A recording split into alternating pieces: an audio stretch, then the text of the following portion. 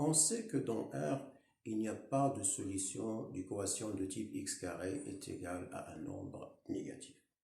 Et bien sûr, cela nous conduit à créer un nouveau ensemble avec de nouveaux nombres qu'on va appeler les nombres complexes. Et bien sûr, l'ensemble, c'est l'ensemble C. Donc, vous voyez, nous avons l'ensemble R.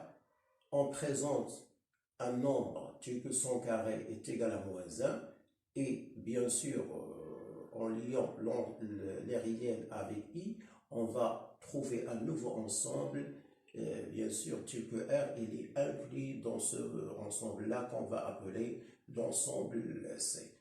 Vous avez cette formule-là, exponentielle IP est égal à -1. C'est le mathématicien Suisse Leonard Euler qui l'a bien sûr établi. On va parler de cette relation à la fin. Tout d'abord, vous voyez, nous avons trois formes d'un nombre complexe. Forme algébrique, forme trigonométrique et forme exponentielle. Forme algébrique signifie que le nombre complexe z, on peut l'écrire de la façon a plus ip, tel que a et b sont deux réels.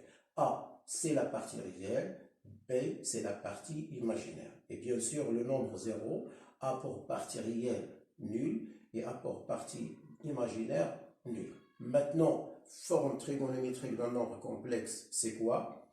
C'est que on peut trouver un nombre strictement positif et un réel quelconque. Donc R, facteur de cosinus θ plus I sinus θ, cette écriture-là s'appelle écriture trigonométrique d'un nombre complexe Z. Avec R, c'est le module, et avec θ, c'est exactement l'argument. La relation entre forme algébrique et entre forme trigonométrique, c'est que si j'ai bien sûr la forme algébrique, je peux obtenir la forme trigonométrique en utilisant le module. Donc là, c'est bien sûr les détails du cours, c'est-à-dire le module de z dans ce cas-là, c'est a carré plus b carré avec la racine carrée.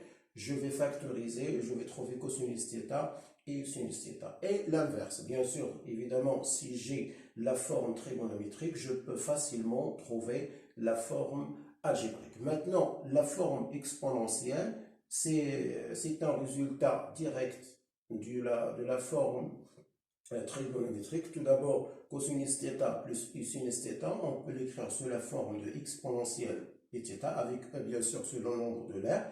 Et le R, c'est toujours le module. Et bien sûr, cette écriture-là, il va exprimer toutes les règles du calcul qu'on peut utiliser pour les formes trigonométriques. Et vous voyez maintenant, n'importe quel nombre complexe dans C, on peut l'écrire soit avec la première forme, la deuxième et la troisième. Et chacune de ces formes-là, bien sûr, on va l'utiliser suivant le contexte. Maintenant, je reviens à cette propriété-là d'Edouard Euler.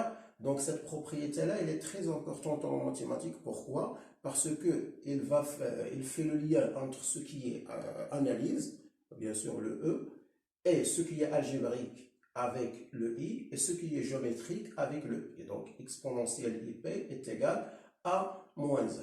Et à la fin, si je suis dans un plan rapporté à un repère orthonormé OSG, donc un point ou un vecteur, il est bien sûr défini à partir de ces coordonnées. Je prends les coordonnées, je forme ce nombre-là, c'est un nombre complexe. Maintenant, je peux dire que Z, c'est l'affixe de M, et aussi c'est l'affixe de I. Et finalement, je peux faire, c'est-à-dire l'identification avec un point et avec un nombre complexe, et on va parler du plan complexe. Donc voilà, vous voyez, c'est un résumé très